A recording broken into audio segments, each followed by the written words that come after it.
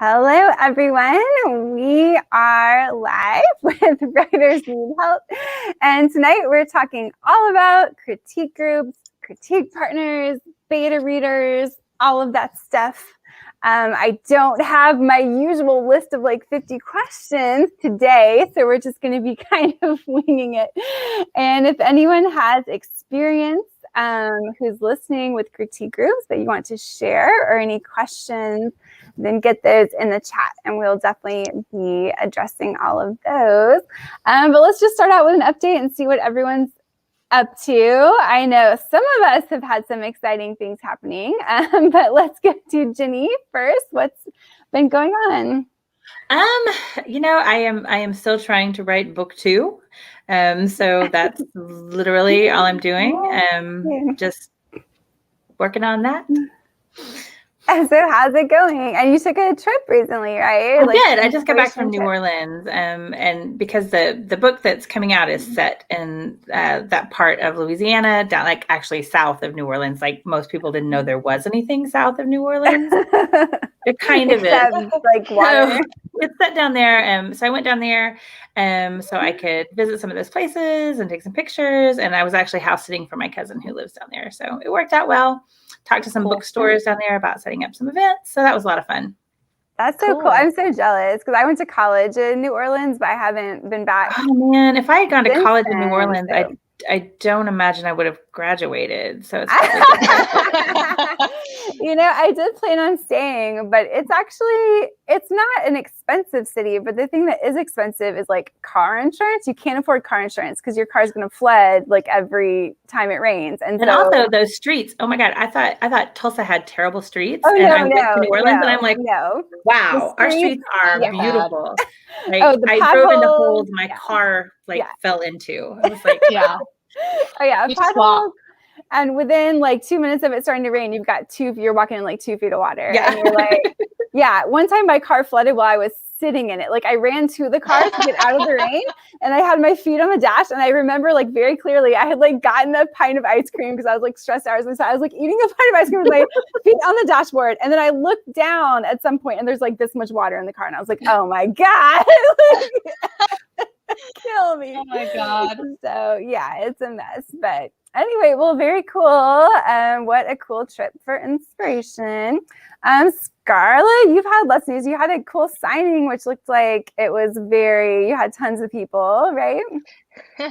I had my first in-person signing, and I've had signings before, but not for the series that I'm popular for. So I used to only have 4 friends that would show up. But so that's how it is for me. But yeah, I know, it's great. I mean, I love their support, but this was cool because over 40 strangers showed up to see me, and that's cool. Yeah, I wish I could have gone. Yeah, I know, it was really cool. It was. There were a couple of people from Arkansas and then a couple of people from Texas who had driven up, and they were really sweet. Like I think you don't realize until you meet people how you impact their lives. But one of the girls had one of the women, she had that was the first thing she told me. And she's like, "You're such an inspiration to me." And she was like, "You answered this question," and she showed it to me on her phone, and it was her screensaver of her phone. Oh wow! She'd ask me for tips for new writers on my Instagram, and awesome. I answer a lot of those kinds of questions, but she kept it on her as her screensaver. So it was really, really cool. I was so exhausted afterwards. I signed a ton of books. So yeah, very, very cool first event. Yay. Yeah, that's so cool. You should, I've been up to Arkansas, Fayetteville is really close to here, actually. You should head up to that, Barnes and Noble. Yeah, since then I've gotten a lot of questions about are you going to do a book tour? And I was like, well, but I did do some we did some breakdown of where I sell the most books, and I actually sell the most in Cincinnati. Oh, so I guess I should go to Cincinnati. Wow. Cincinnati, Las Vegas, or Los Angeles, and I forget the third one, but New York. Cincinnati, Los Angeles, and New York is where I sent. Which one of those does not belong? But which of those? Yeah, that's so I really funny. don't get it. I was like, okay, but whatever. Hey, Cincinnati. Yeah, I know. Thanks, Cincinnati. Okay, well, you should definitely plan a trip or something. That would be fun. But cool. So, anything else happening? I mean, you just had a huge launch, obviously, but that's, I guess, calming down at this point. So. Yeah, we launched Malice, and what I didn't realize is that people didn't know there was a whole other book after that, and so that was insanity, and that I was not prepared for. And so now I'm just trying to get refocused on King of Battle and Blood, because I need to get that book out very quickly for some fun surprises that we're planning for the readers. But yeah, I had a lot of things happen in quick succession, but they're, I think it's so funny. I don't know, Kim, how your release days go or how you feel during release day, but release day is chaos for me. And I think I'm going to create a new strategy next time for release day. So yeah, that includes me not being around the internet. Yeah, I definitely do a way more chill version nowadays. Like, I don't put as much emphasis on the release, especially like because my last two just came out in the middle of the pandemic, and so it was kind of, it was nicely quiet, I guess. But yeah, so, and for me, I've just been I'm working on my secret adult project. I'm trying to do a chapter a day. So I should actually be done toward the end of this month with the first draft, which will be fun. And then you're so disciplined. No, but actually it's not gonna be like a super long book. So I think it should work out pretty well, because I already planned out all the chapters. And for this type of story, I'm actually gonna be like sticking to my plan, because I'm doing like mysteries. It's one that I need to plot out and stuff. So that's kind of fun. Yeah, so basically just working on that, and I have a lot of fun, a couple like promotional things coming up for the middle graders. We have nerd camps, which are these like free conferences for educators. And then authors do like most of the panels and stuff, and it's all about literacy. So I have 3 of those coming up, and then one other conference I think coming up in the next couple weeks. So those will be fun as well. But anyway, let's get into our topic of critique groups and beta readers. So I guess let's just start out kind of thinking back, like, have you had an experience where you had a really successful critique group, or a critique group that you got a lot out of? And what do you think made it helpful to you? So I'll send that one over to Jenny first. I've had the same critique group since I got started.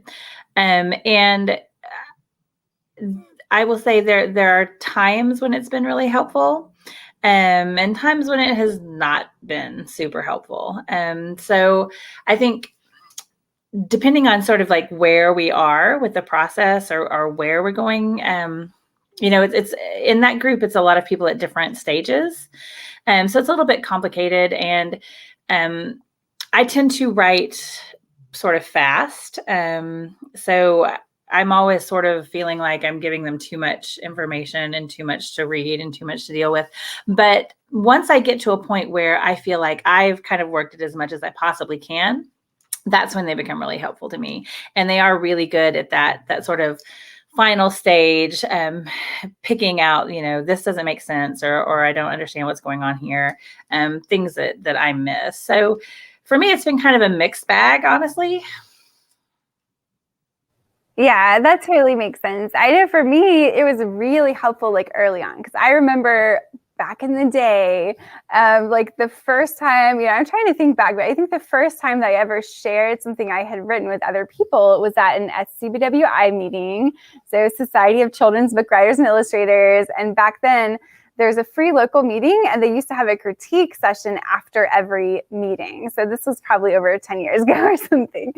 And so I just remember going like completely brand new and bringing those chapters, and strangers are reading them. And the way that they do it is that someone else takes your pages that they've never seen before and reads them out loud, so that you can hear like a first impression of how it would sound from someone who doesn't know what it's supposed to sound like or whatever. And so I will say, like, back then, that was such a nerve-wracking experience. And I remember just having like hot flashes, and like you're kind of tingly, like your palms are tingling. You're like, oh wow, this is terrifying. And then, and getting the feedback and stuff. And yeah, so in the beginning, it was helpful for me because it was about getting over the fear of other people with hearing your stuff and reading your stuff. And then I found a more regular critique group, which actually I still pretty much meet with. We're trying to keep it up, and we still kind of meet. And that was an SCBWI group, like on a monthly basis. But like you said, it's kind of everybody has different priorities and a different commitment, I guess, to writing. And so there has kind of been some diverging with like some of us, like me, I'm like, this is my career and I want to do it full time. And so that's one thing, as opposed to people who are like, well, I'm gonna, I've been working on this manuscript for 30 years and I'm going to bring it out again and I'm going to get the reads on it, which is awesome, but it's, it's very different. And so, yeah, so I totally agree. Like in the beginning, it was really helpful. Also getting those sentence level type critiques, because I think you don't know that stuff in the beginning. Like you don't know the rules, and like you need that kind of nitty gritty feedback. But then after a certain point, you don't need that anymore. And I think that's when a critique group like that, where you meet once a month and you read 10 pages or whatever, like I think that's where that starts to be less useful, when really what you need is the big picture critique. But let me send it over to Scarlett. What are your thoughts on critique groups? I think every time I was involved in a critique group, my first experience was like a critique partner, and that was really beneficial. I learned that I needed to really change how I wrote. And then I did through SCBWI. I also learned a lot through critique groups, just general, like bigger picture feedback, like, read Anatomy of Story to figure out how books are structured, and read this book to understand how to imbue your voice with more emotion. And so it was really big picture things. And where it didn't help me so much is, the smaller details. Like I wouldn't use a critique group to like essentially like edit your book, or I don't use a critique group to figure out like, are there plot holes in my novel? Because they're only going to read like a chapter at a time. So yeah, it depends. Like critique partners, I have a regular critique partner, and she's more beneficial than critique groups. So, and my critique partner, she helps me work through like story, like when I get stuck in my story, or just like, I'll be like, hey, does this make sense for this character? That kind of stuff. That's very helpful. Yeah, same. And I think there is a place for the groups, because like it was really useful for me in the beginning when I didn't know, even if it's just 10 pages, when I didn't know how to really make the sentence level stuff sing. But yeah, after a while, I think you kind of change and grow. So what would you say are some signs that maybe the current critique group you're working with is not meeting your needs? Like what might clue you into that? Jenny. Me? I think it's always easy to tell that for me, because the feedback that I'm getting stops being sort of revelatory and exciting, and becomes something that I just don't, that doesn't seem to mesh with my my vision of the story or my understanding of what's going to happen or my plan. So for me, that's when it stops being less helpful. And I'm not saying, when I stop necessarily agreeing with the feedback, because there are things, that some people might have a problem with that I might not have realized, but more, if they're pointing out something that doesn't work and I instead of getting excited about, oh, okay, they're right, how can I fix this? When I sort of get that feeling like, I don't really think that that's true. I don't really think that that's right. And every once in a while you get that reaction and you go back and you think about it and you realize that they were right. Okay, they're right. I need to go back and look at this. I admit it. But for me, I can always tell, like, I almost always know right away, either, okay, that's really helpful, or meh, I need to just toss that one out. Yeah, definitely. Well, yeah. And I think you can start with a group sometimes where you kind of are all on the same page, and then certain people can progress faster than other people. And so then you can look back years later and be like, I don't know if this is working for me anymore or whatever. Like maybe I'm not getting as much out of it. And some of my groups have kind of turned into just more like social meetings for me. Like I will meet with them because they're awesome people and it's fun and let's catch up or whatever. But I'm not necessarily getting much out of it like on the editorial side. And I think that's totally fine. Like if you are friends with people and you want to keep up with them. Yeah. But yeah, I think at a certain point you may have to acknowledge that you are at different places now and look for different partners. And I think it's a great idea, like you said, to look for those partners that are more like beta readers that can read your entire manuscripts and maybe can exchange manuscripts and give more overarching feedback. Yeah, I think that was one of the problems for me that we ran into, is that doing that, which is sort of like that traditional, like we'll meet once a month or every 2 weeks or whatever and do a chapter. And that's great when you're sort of casually working on something, but when you're like really trying to get something done, it would have taken me like 2 years to do a whole book that way. And I was like, this is, and otherwise you're like, I know that we're supposed to do one chapter, but here I need you to read 6 chapters of this. Yeah, I totally agree. But Scarlett, so your critique partner that you have now, where did you find that person and how did you know that you'd be a good fit? Nicole is my critique partner and I met her online. I was, when I was in college, I was heavily involved in the online writing community, and I read one of her novels, and we like exchanged books, and we really connected with each other's books, and we felt like we had a very similar writing style. And so we just never stopped talking. And I feel like, I don't know, she and we got really lucky because that just worked really well. But I think sometimes you're not lucky to find someone who sort of meshes so well with like your thought process. But I don't know, she's a really fantastic resource, and she helps me. Like I'll text her and be like, hey, I'm really struggling. I have this thing. Can we chat today? And we'll get on the phone and work through it. And then it's good, And so, but yeah, I just met her online, and the writing community is really huge. Back then, like it's been 10 years.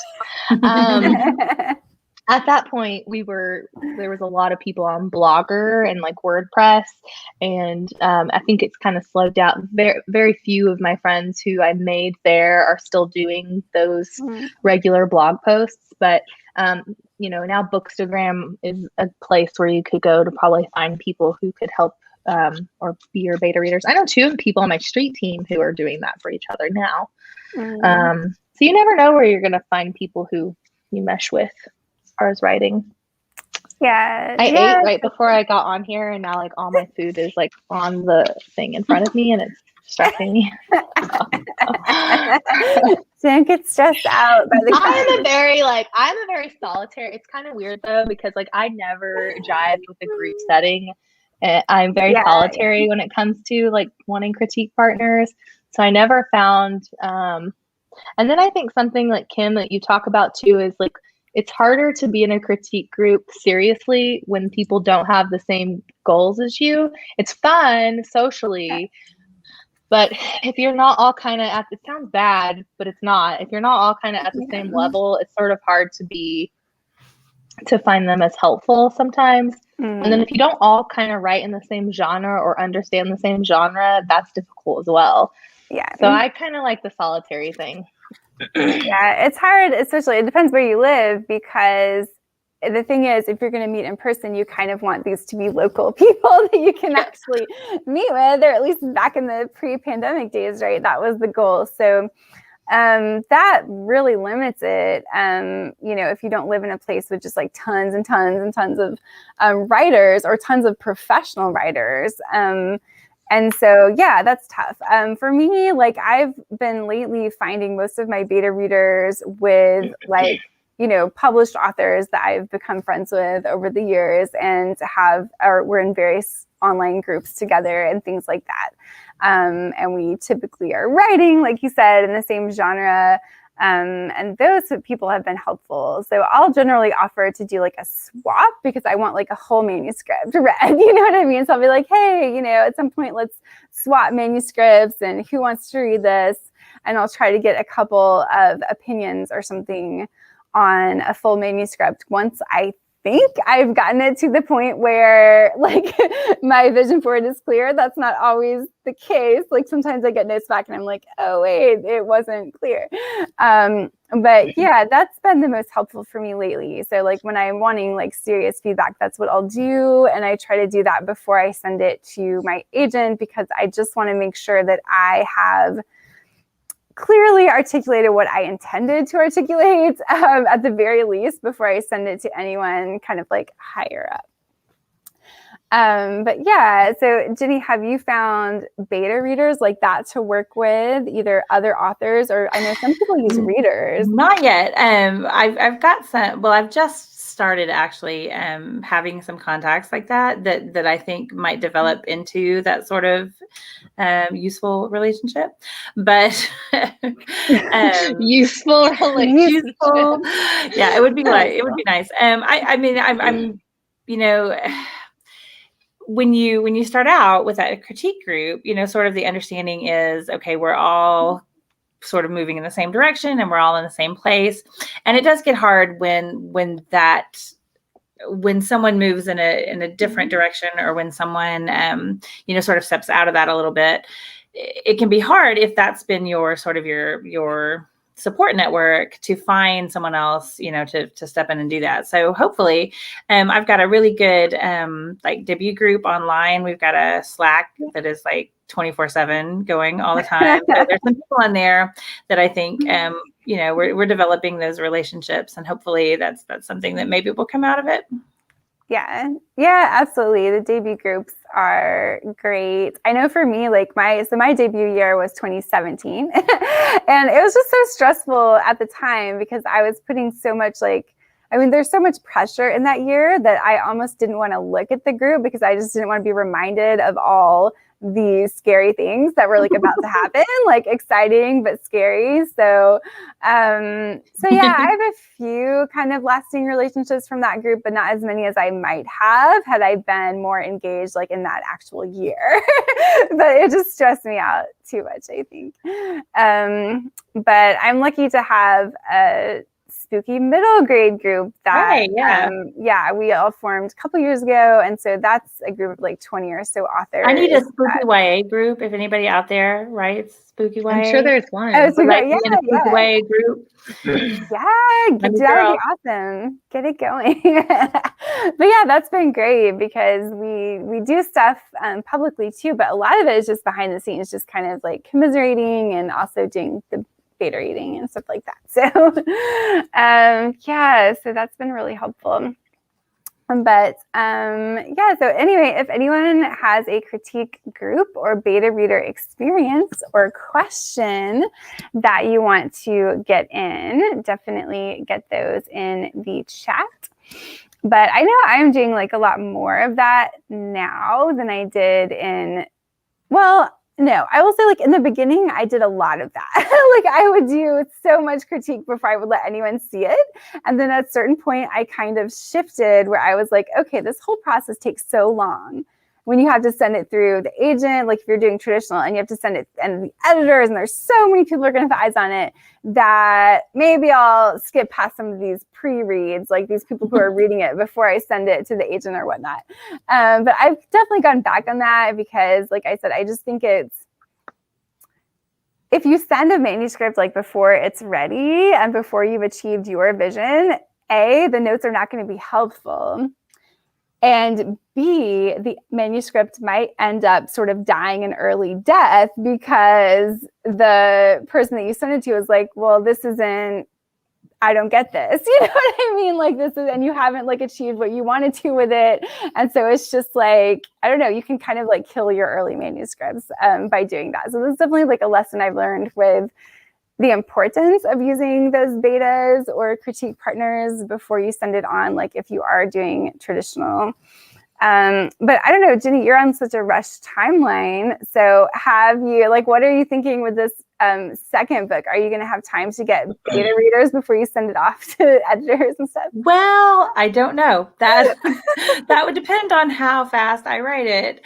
You know, like what I don't like to do is give it to my critique partners or beta readers before it's time. And because at that point, you know, when it's still really rough, they're asking questions and pointing out things that I know are problems. I'm like, yes, I know. Yes, I know. Yes, I know. I'm going to fix that. But you know, so there's not a lot of use to me in giving it to them too early, because then they're just pointing out weaknesses that I know are weaknesses and I'm going to figure out how to fix eventually. But I also probably have got to turn this book in, you know, sometime much sooner than I want to think about right now. So I don't know. I'm not sure what's going to happen here. My agent has looked at it, you know, and given me some thoughts. My editor has seen like the first 3 chapters and was like, oh, I love this. It's great. And I'm like, awesome. First 2 chapters are good. Yay. So there's only like 25 more chapters. Well, you're on the way, so that's a good thing. But so Scarlett, what is your process in terms of like using your partner, and or do you ever use like your street team now as beta readers? I have a couple of beta readers from my street team. I have what I call an alpha reader.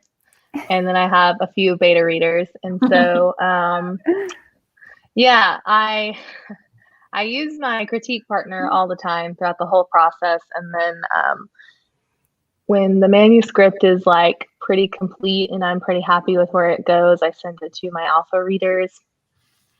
And then my beta readers get it kind of between the time that I send it. It's like between the alpha and between the time the street team actually gets it. But my beta readers are just overall they're kind of like sensitivity readers. They're just making sure that I haven't like messed up any really, you know, sensitive issues, or there aren't any glaring plot holes. So I have a system that works okay for me right now. Yeah. But yeah, I rely on my critique partner though for my critique partner and those alpha readers, honestly, because they're the people who help me really work through. I'm someone who has to talk out everything. I can't keep it in my head. And so I will talk out everything with them. They probably hate it. They just deal with it. But I do appreciate it because I just get lost in my brain. Yeah. So. Yeah. I'm sure they love it, but maybe they do. They get to, right now the big thing is like early access to everything. And so that's, yeah, I think they probably are happy that they get early access to all of my stuff. Yeah, that's cool. That's awesome. I love it.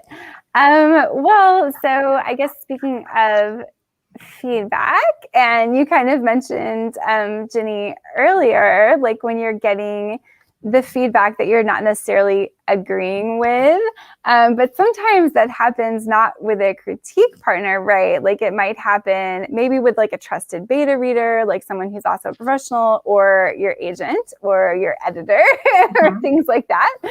So I mean, just in any case, like, how do you get to that point where you know what feedback you can take and which to ignore? Well, this has been, of course, my first experience with any of that. And the first time around, honestly, with book number 1, my agent, he had like 2 notes, and they were both little things. And I was like, yeah, he's right about that. We fixed those. And my editor didn't have a lot of notes either. Nothing major at all. No, like, we didn't do any big rewrites. We didn't do any big revisions. She didn't do really any line edits. There were like maybe like 2 or 3 little things she had a question about, and we fixed those. And I knew, when she mentioned those things, that yes, those 3 areas needed work. One of them I had been aware of like all along that it needed work. And it was one of those things where I was just like, oh, maybe nobody will notice. I do that. And we're always wrong. Yeah, I'm like, oh yeah, she totally noticed. That it was this relationship that needed to be like developed a little bit more. It was kind of like, sketchily, thinly drawn. I was like, yeah, you're right. But I knew it was going to be a pain, so I just hadn't wanted to come back and do it. So I did that. But I did have not a sensitivity reader, but what they called an authenticity reader, who was from Southern Louisiana, had like grown up there, was a filmmaker in that area, and was like the go-to guy for everything like Bayou related. And he was amazing and made some amazing notes. And I everything that basically he had, it was just little stuff like, if you wanted to, this plant does grow here, but only like in April, and this is June. So, I fixed a lot of that kind of stuff. But then there were a couple of other little things like that he mentioned, that I didn't think were important, or that I didn't want to change for a specific reason. So I think for me, like the key to all of that, working with my agent, the editor, the authenticity reader, all of that was to, I guess, pick the things I wanted to push back on, and let the rest of it go, make those little changes, if they weren't important. And I just kind of tried to like save up. I only felt like I had so much room to push back. Right. So I wanted to save it for the things that I felt really strongly about, and not, go back and forth over little stuff that didn't make much difference to me. Right. Yeah, that totally makes sense. Scarlett, what about you? Because you do work with a developmental editor. So have they suggested like stuff that you were like, nope, before, and you just didn't do? Everything they suggested in my last edit, I didn't take. Because I think this is different for everyone, but if I had been a debut author, I would have probably listened to them, but I'm not. And I have built a fandom, and I know kind of, I have my fingers on the beat of that pulse. And so I know what I do for them. And, but I also just believed really strongly in the things that I included in Malice. And so I really didn't take a lot of that seriously. And by the time I had gotten my developmental edit back, I had worked through the things that I was really struggling with. So that was not helpful for me. But luckily, as a self-published author, I have that authority to say no. Like, I'm not. I know what I believe the story to be, and I knew I could listen to them, and I would satisfy one small section of my audience, and I could just do what I felt was right, and I would satisfy a larger selection of my audience. And so I didn't listen to anything. I love my editors. I really do, because one of my editors is now my critique partner, because they opened up this editing business. And so we have this very strict balance of like, well, this is considered this and this is considered this. But yeah, I didn't listen to that. That sounds so terrible, doesn't it? But I think when you're in the like self-publishing, that's the whole point. That's why we self-publish, So well, and I think there's a similar journey, I think, with any author as you go farther in the process.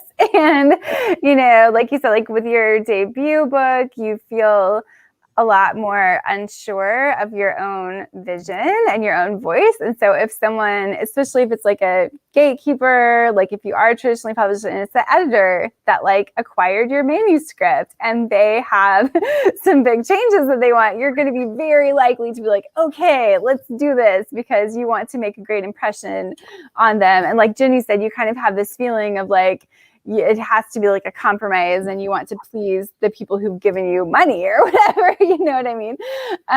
Well, but that's what you're doing. I mean, as an indie, you're pleasing the readers who are the ones who are like directly, right, giving you money, but it's the publisher if you're traditionally published. So, I mean, but then I think that changes over time, like as you start to develop your own voice. And initially it's just the excitement of, I sold a book, like I did the thing or whatever, and so you're really wanting to like please the people who have given you the opportunity to do the thing. And then, I don't know, for me, like I've really developed my voice, and even in those points where I can see like, okay, well, my voice is maybe not the voice that is going to be like the hugely like, just widely popular in middle grade, because I tend to write stuff that pushes the boundaries of what is too emotionally heavy for middle grade and things like that. But I've come to realize like, that's just what I write. And so I'm going to, in that avenue, like continue to write that and like just do it as well as I can and be really clear on my vision, because I've kind of like tried to do it the other way. Like I've tried to do books that I thought were going to please the masses or were going to please the publisher, like that were things the publisher thought would please the masses, right?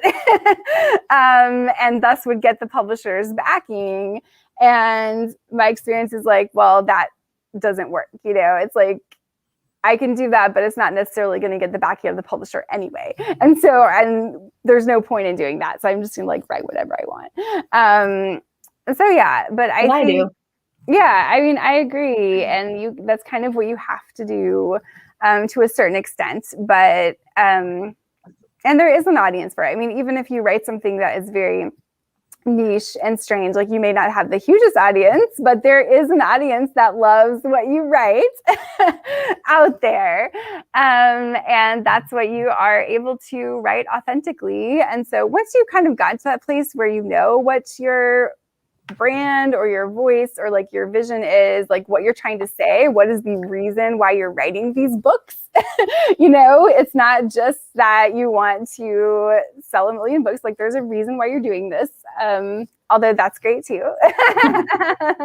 And that's a big reason, just to have that independence. But yeah, then you're able to defend that, and you're able to see in the notes, like, what editorially makes a good book. And so you can see in people's notes, well, like maybe this note is being given to me just to try to fit it into this one particular box that the publisher has that they think will sell. And it's not necessarily being given to make it the best, like editorially best book that it can be or whatever. And so you start to kind of differentiate between those things.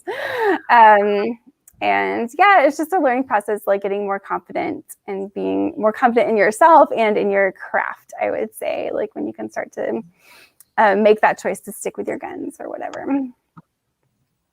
But, can you guys hear my dog snoring? I really hope I want to, but I can't. It's snoring really loud. Let's all listen. My dog sounds like an old man, and she's like snoring. And it's like under my desk. So I love it. I want to. What's your dog's name? Shipley. Shipley. Oh, Shipley. I bought my dog a raincoat, and I'm really happy about it. Oh my gosh. Does she wear it? Yeah, she does. This week she looks miserable in the picture because I was making her sit. And I think saw that. That was very cute. Oh, I missed it. Yeah. I got caught out in like a torrential rainstorm yesterday, I guess, or whenever. I guess it was yesterday. It was fun though because I love. Your car didn't flood this time. No, because it was just me. I was just walking at the park. And so, yeah, I got soaking. No, by myself that time. No, you didn't take Kara? Oh, I always doesn't have a raincoat. Okay, but see, y'all don't know my raincoat. You two know my dog a little bit, but my dog is very skittish, and so she's been refusing. She was refusing to go to the park with me, and so therefore, I walk her where she will walk, and then when we're done, I go and I do my actual walking because I want to walk like a couple miles, and she won't go with me because she is scared of things, and so she's a mess. But a lot of times I can get her to go. Like we go late at night when we're the only ones there, and that's when we do her longer walks. That's like scarier. I like it because nobody's there, and it's like there's someone there. There's someone there watching, and it's serial me. Killer. I'm watching you from the trees. Anyway, sidetrack. Well, if anybody, like I said, if anybody has any critique questions, get those in. But I do think they're fun, and I know another fun thing is to do like writing retreats or just writing afternoons where you're kind of challenging each other to write as much as you can. Or some people do online. Yeah, we've done that. We do need to do it. Some people do like online writing sprints too. Or I've had like a spreadsheet before where people entered like their words every day so you could hold each other accountable. Have y'all ever done anything like that, like accountability things, either in person or online? I did your spreadsheet for a while, but I think I gave up on it. It was like a long time ago. But, I looked at it and then I was like, no. Well, I don't do it anymore ever since I found my Forest app, which is what I use nowadays. But I tried that, but I keep looking at my phone to see how much time I have left. So I think I'm doing it wrong. Like, how long has it been? Oh my God, it's only been 3 minutes. Well, I don't know. I really like to have that like concrete proof of like, look, it's a cartoon tree. It's concrete proof of how much work I did today. Like, so that really helps me. But yeah, I like doing some accountability things. Right now, I don't have anything going with other people because I'm doing pretty well with like keeping myself accountable. But yeah, I've done those things in the past. But you've been writing really fast, right? Or you've been getting a lot done? Not books though. I mean, like when I say getting a lot done, I think you know, when you know the book that you need to write, but you don't want to write it. That's where I'm at right now. Like writing it in your head. Yeah.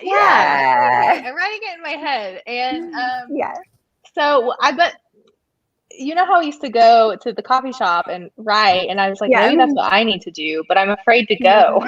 I know, same. I haven't gone out ever, and I'm just like, I'm also personally broke. I'm like, I can't I gotta stay home and like eat my ramen.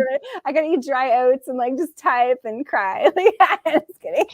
That sounds horrible. No, it's actually great. Should be dropping her PayPal and Venmo at the end of this if anybody.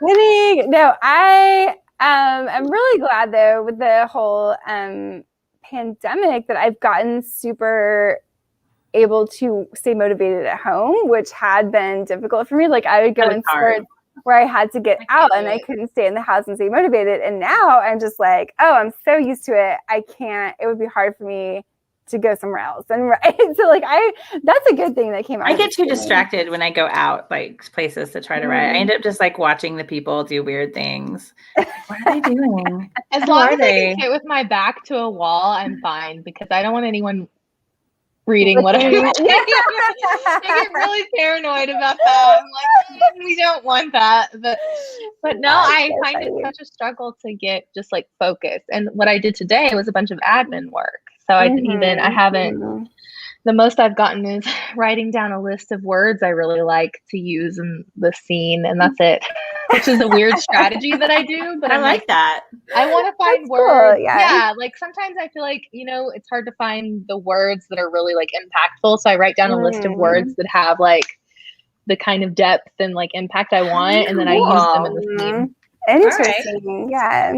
But It's a strategy that I use when I'm editing as well. If I feel like I have fight scenes or other scenes that can become repetitive, I go through and write down my favorite words and then incorporate them into the scenes. But I guess that's productivity, but not like what I want. Yeah, I've been like shocked at how much time that admin kind of stuff eats up.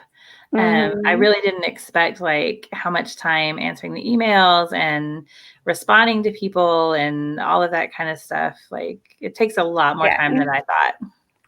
And your brain power, it's like by the time you get it done, you don't want to focus on your work anymore, you know?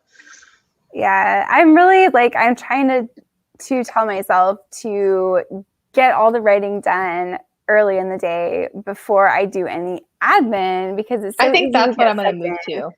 That's my goal, you know, and like not only is it easy to get sucked in, but I think it's almost easier mentally to be working on the admin because it takes less emotional investment, even though it's boring, you know? And so sometimes I'll do it almost like as an excuse to not do writing or something, like, oh, I have all this other stuff to work on. Let me do that. So I need to get, even though I love the writing so much more, like once I'm into it, I'm like, it's so relaxing. But yeah, so that's my goal. But like today, Mondays are always hard because everything just comes at you that has been put off since the weekend or whatever. So Mondays are tough, but in general, that's my goal. Do all the writing in the morning. Oh, yeah, I have to restructure my days because I am all messed up. But I like that you use restructure. That's good. I have to structure mine.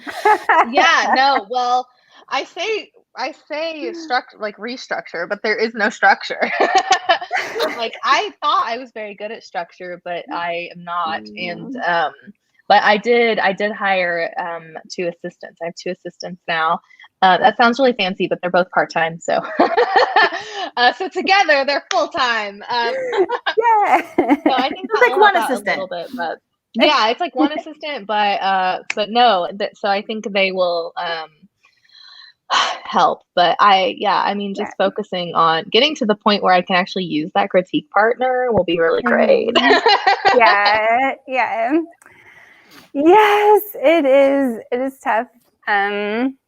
But yeah, so anyway, that is my goal for this week, is to get all the writing done before like 2 or 3 in the afternoon, and then the evenings I can do other stuff, admin stuff. But we'll see how that goes, because I have some morning events and stuff this week, so that always gets me really distracted. So yeah, I feel like if you can start, I know that I do. So when I was working full time, I would wake up early, like 5 or 6, and that's what I would do. I work as much as possible. Me too, yeah. Yeah. And then, well, now I'm just like, I want to sleep until I have to go work out, and then I don't. I just want y'all to know that if I had to wake up at 5 a.m. to write a book, I would never have written a book. I love you, Jenny. You're just like, I will never. You wake up at 10. That's so funny. I usually wake up at 9. I may not be out of bed until 10, but I'm awake.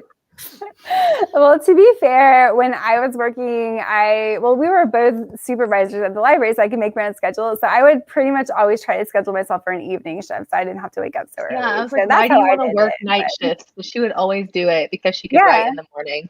Yeah, it was so much easier. So I didn't have to go in until 11 or 12 or something. I swear, like I think what I'm so used to is writing a book in a small amount of time. Because I swear there were days where I would take vacation for 7 days and I would write 40,000 words because that's what I had to do. And so now I just get to close to the deadline as possible, and I'm like, you got to do it, and then I'll crank out the whole book in like a month.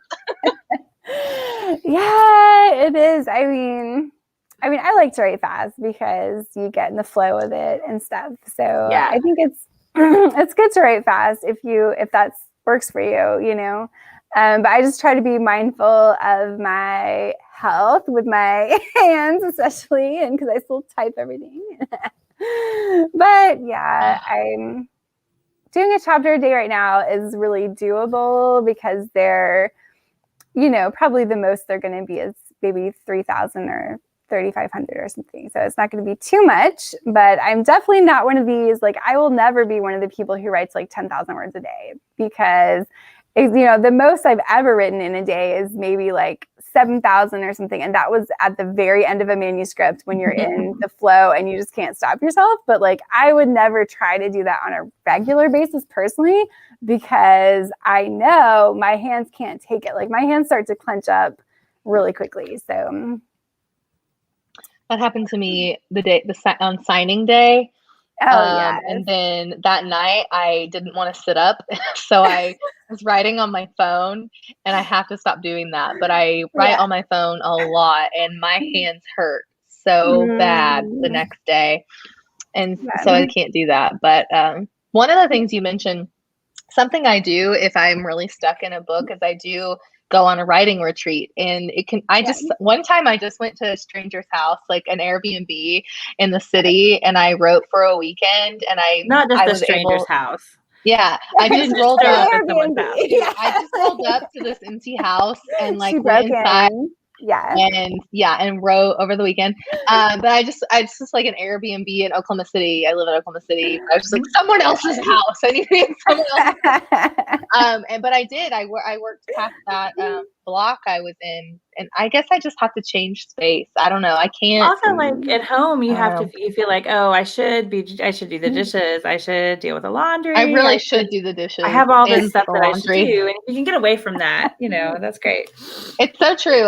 One of the first retreats we went on, it was Kim and a couple of other people, and I wrote like 10,000 words, and then I was done. I wrote 10,000 words in like a day, and then we were there for 3 more days. Yeah,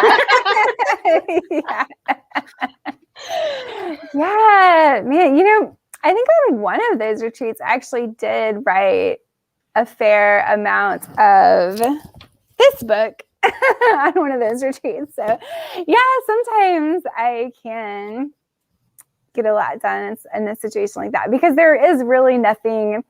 I mean, I will say that is the thing about when you go out somewhere, is that you can't do what I do at home, which is I do my 25-minute sessions, and then I can just take a break for an hour and watch this TV show or something, and I can come back, so you can't do that in the coffee shop, because there are people like looking at you, and so you can't just like wander off and do nothing, so. Yeah, just kind of keep you focused. But I need to go. I probably need to do a coffee shop thing, because I'm failing to write this book. I am literally writing it in my head, and not getting it on paper. I'm just like, let me daydream. I mean, I do think daydreaming is part of it, but it's also like, just get the words on the paper. Just do it. I know. I think sometimes it's daunting for me if it's like, I don't know, especially if it's kind of like a big book or something, like I might be daunted to put those first words down, because once you put those first words down, you might start to like judge them or something. And so I'll do that sometimes on some projects. I'll be like reluctant to start. I do find myself at this book being like, I know where you're going, but what's happening in the middle? That's always the question, right? I always know the last word of my book. I always know the last sentence. Yeah, like the last sentence, the last word. I always know that. And then I don't know much else. Man, I never know that's where how that ends. Okay, everyone's gonna hate me. I mean, I always know how it's going to end, but I never know the exact wording of how it's going to end, though. Oh, no. I always know the last line. I did for the first one. I knew exactly what the last word was going to be from not before I started, but by like 25% in, I knew what the last line was. Oh, interesting. Wow. I never do that. No, but I know, I know what I'm aiming for, but I don't know exactly like, well, there you go. We had a couple others join us and we're just about to wrap up. But if anyone had a comment or experience or question about critique groups and beta readers, which you kind of got away from, but that's our topic for tonight. I mean, there's only so much you can say about critique groups and beta readers. I think we said it. Yeah. It's a process and you're going to change. I feel like most of us are kind of like, meh, we like them for the social aspect. And then at this point, yeah, you know, and it just depends because like it depends on who's in your area and like who you know and who you're able to meet with like reliably, because I know a lot of author friends that have other a regular group of authors that they're kind of all like in the same level and genre, and they really love that experience. So I think everyone's different. I will say one thing that they have been really helpful for me is when I've gone to change something major, when I have made a major change or I've totally rewritten a chapter, it's helpful for me to say, okay, so you read this originally and you read this now, which version do you think works better? Do you think this change is a good change? Does it help? Or, you know, so having had someone who read one version and then looks at another version can be really helpful, at least to me, because sometimes you get to that point and you're like, am I making this better or am I making this worse? I don't really know anymore. Oh yeah. That's what my one person does. And I love just being able to go to that one person. I think sometimes feedback can be overwhelming too, is because you can get too many people telling you a thing. And I know for some people, they'll just keep bringing their material to the critique group and not move forward on it. Right. And that's when it's not serving you anymore. You just need to write the book and stop letting people see it, because, you know, so I do think it depends. Like it can be pretty detrimental depending on who you are. Right. You're like, I'm just going to keep rewriting this one chapter and not finish the novel, you know, but yeah. Oh yeah, definitely. It can be really tough for people to let go of something when they've spent a lot of time on it. And I think that's a difference that I've noticed between people who are kind of really determined to like make a living at this, like us, and then people who are doing it more as it's still more of a hobby. Like they're not sure if they're going to move forward. So they'll stick with that same project. They put 20 years into it. They're not going to let go of it. You know what I mean? I love how Jenny is like someone who didn't put 20 years in it, and she's like doing so awesome. And like, I just love your story so much. It's wild. And you come from a family of writers, but you're like, I'm never gonna do this. Well, you know how it is. Like if you come from a family of doctors, you're probably like, no, right. That's why I love it so much. Yeah, that's so funny. You know, one thing that I always think, like, I try to remind myself about critique partners and comments and notes that you get is that, like, even now, like, this book is going to be published. Like, if I took that first chapter and I sent it to a bunch of people, they would still make notes on it. Like, there would still be things right wrong with it. You know, so I think that's one of the tricky things is figuring out when, okay, yes, there are still, like, they can still come up with something to say, but is it really finished? I mean, you know, 'cause, like, you could go on and make notes. We could go back through every one of like your published books, and I'm sure that you could find things that you wish you changed. So it's like a never ending, like it's hard to know when to get off that merry-go-round, you know, people and be like, okay. Still find things that they should think I should change in my books. And I'm like, it's done. But you're so right. Like, you just that's why you have to let it go at some point, because you could spend people always ask me, do you regret anything? Would you change anything in your previous novels? And I'm like, no.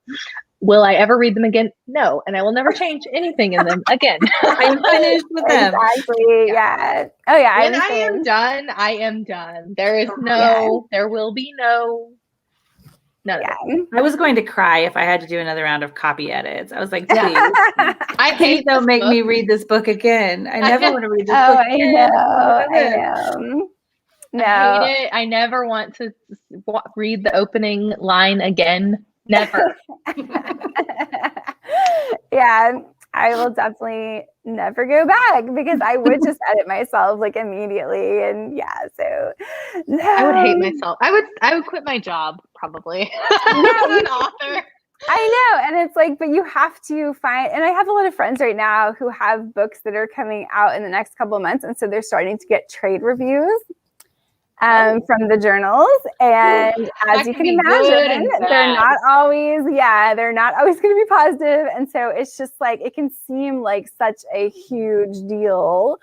But trying to put that stuff in perspective and trying to stay in love with the book that you were so proud of and you put all this work into before anyone saw it. And then when they see it, you know, especially this happened for me in the early days, really, like people see it and there can be all this great feedback, but then there's a little bit of not great feedback. And that is what sticks with you. And you're like, I disavow this book. I disown it. I don't know anything about it. I just talked about this. Yeah, well, it's so true. Today I talked about this.